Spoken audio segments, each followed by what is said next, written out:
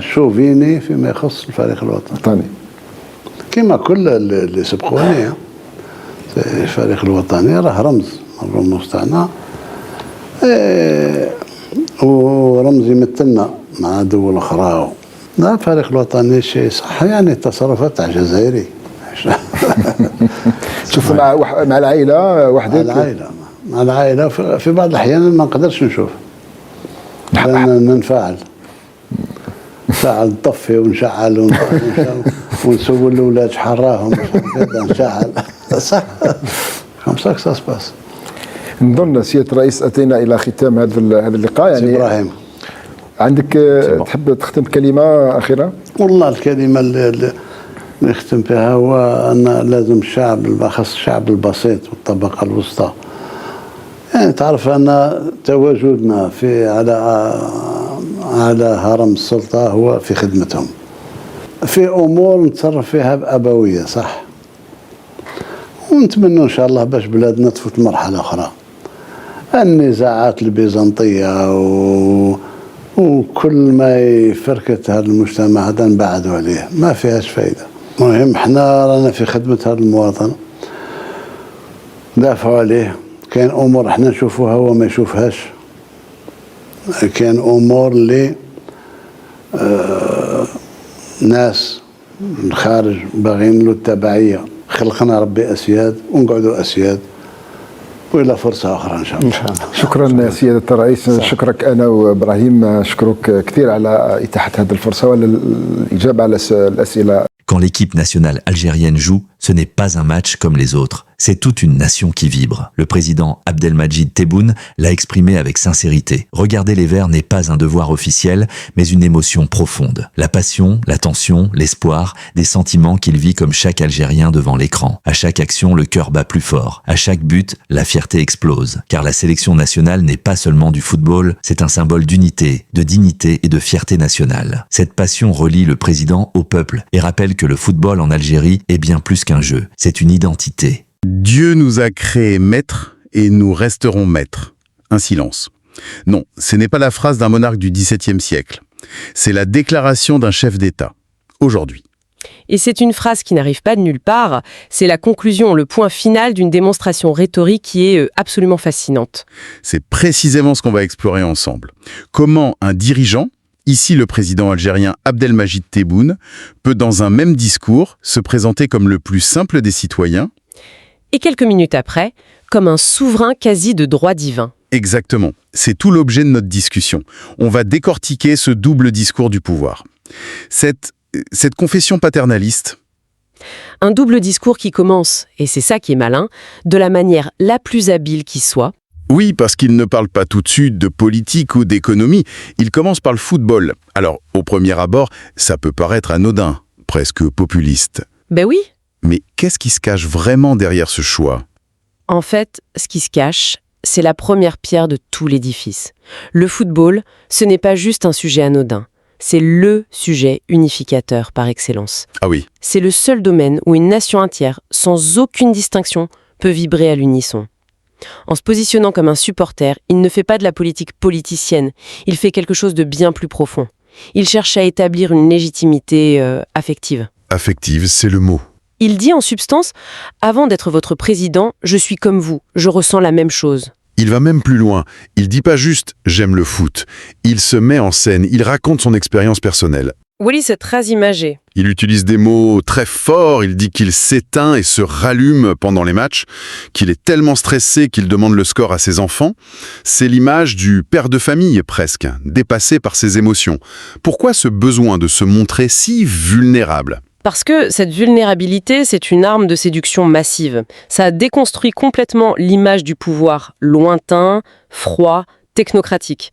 Ça le rend humain, accessible. D'accord. En partageant cette souffrance de supporter, il crée un lien quasi tribal. Le stade, même s'il est virtuel, devient un espace de communion. Il n'y a plus de gouvernants et de gouvernés, juste des compatriotes. C'est une phase de capture émotionnelle, en fait. Il faut que les gens se disent « il est des nôtres ». Voilà, ce n'est qu'une fois que ce lien de confiance est bien installé qu'il peut commencer à pivoter vers le véritable objet de son discours. Et ce pivot est brutal. On a l'impression que le match est fini et qu'on rentre dans le dur. C'est ça. On passe du supporter passionné au chef d'État qui doit justifier son action. Il commence par une phrase assez classique « Le peuple simple et la classe moyenne doivent savoir que notre présence au sommet du pouvoir est pour les servir. » Bon, jusque-là, rien de très surprenant. Mais c'est la suite qui est sidérante. Il lâche le mot. En certaines matières, nous agissons avec paternalisme. Oui, le fait même qu'il utilise ce mot paternalisme, un terme si connoté, non. Mais c'est ça qui est incroyable. Qu'il l'assume, c'est un acte politique majeur. Normalement, en démocratie, le paternalisme, c'est une accusation, c'est un défaut. Lui, il en fait une vertu, une nécessité. Et il le justifie comment? Ah, la phrase qui suit cette confession, c'est la clé de tout. Il dit « Il y a des choses que nous voyons et que lui, le citoyen, ne voit pas. » C'est d'une clarté absolue. C'est une vision du monde, en fait. Il ne dit pas « on n'a plus d'informations », il dit « on voit des choses que vous ne pouvez pas voir ». Ça postule une différence de nature entre les dirigeants et le peuple. Exactement. On n'est plus dans une relation entre des représentants et leurs mandants. C'est une relation asymétrique, celle d'un tuteur et d'un pupille. Donc le peuple est ramené au statut d'un enfant. D'un enfant, oui, qui a des émotions, des passions, comme pour le foot, on l'a bien validé juste avant, mais qui n'a pas la maturité pour comprendre les vrais dangers du monde. Le pouvoir n'est donc plus une fonction de représentation, mais une fonction de protection, de guidance. Un guide clairvoyant. Voilà. En fait, il traite le citoyen comme un mineur. Il lui retire sa capacité de jugement. C'est une dépossession ? Mais pour qu'un tel discours soit audible, pour qu'on accepte d'être traité comme un enfant, il faut qu'il y ait une menace, non? Un grand méchant loup? C'est la condition sine qua non. Le paternalisme a besoin d'un ennemi, d'un danger pour se justifier. Et sans surprise, cet ennemi est immédiatement convoqué. Et qui est cet ennemi? Justement, il ne lui donne pas de nom précis, ce qui est encore plus efficace. Il parle de l'extérieur qui chercherait à imposer la dépendance du pays. C'est la rhétorique classique de la citadelle assiégée. Un ennemi invisible, protéiforme, ça peut être tout et n'importe qui finalement. C'est tout l'intérêt. Mais cette menace extérieure, elle a surtout une fonction de politique intérieure. Si la nation est une forteresse menacée, alors toute critique, tout débat à l'intérieur des murs devient une trahison potentielle, une fissure dans les remparts. Exactement. C'est pour ça qu'il qualifie les débats politiques de querelles byzantines qui fracturent la société. La pluralité, qui est l'essence même de la démocratie, est redéfinie comme un danger mortel. Donc le message c'est « taisez-vous, faites-nous confiance, on est sur la muraille et on voit l'ennemi approcher. Un ennemi que vous êtes trop naïf pour percevoir. » Le cercle de l'argumentation est bouclé. C'est un cercle parfaitement verrouillé. Le citoyen est invité à déléguer son jugement en échange de la sécurité et de la fierté nationale, symbolisée par l'équipe de foot. Il y a une sorte de pacte implicite. Mais il manque la touche finale. La justification ultime. C'est là qu'on en arrive à cette phrase, celle par laquelle on a commencé. Parce que juste après, il aurait pu conclure par un appel à l'unité, à la vigilance. Dieu nous a créés maîtres et nous resterons maîtres. Chaque mot est pesé, j'imagine. Immense. Chaque mot a une portée immense, si on analyse. D'abord, Dieu. Il ne dit pas « le peuple nous a élus ». Non. Ni « l'histoire nous a placés là ». Il ancre la source de son pouvoir en dehors de la sphère humaine. Un pouvoir qui vient de Dieu n'est pas soumis au débat, au vote. Il est, par essence, absolu. Ensuite, le verbe « créer ». Ce n'est pas un statut qu'on a acquis, c'est un état de fait, une essence. C'est ça, ils ne sont pas devenus des maîtres, ils ont été créés comme tels. Ça implique une supériorité naturelle innée. Et puis, le mot le plus fort, bien sûr, maître. Il ne dit pas guide ou serviteur. Maître, le terme implique une relation de possession, de domination. Un maître a des sujets. C'est un mot qui évoque un ordre féodal très démocratique. Et enfin, et nous resterons. La projection dans le temps. C'est une promesse de permanence. Le pouvoir n'est pas un mandat à durée déterminée, c'est une condition éternelle. C'est vertigineux quand on décompose la phrase comme ça. Mais à qui elle s'adresse au fond?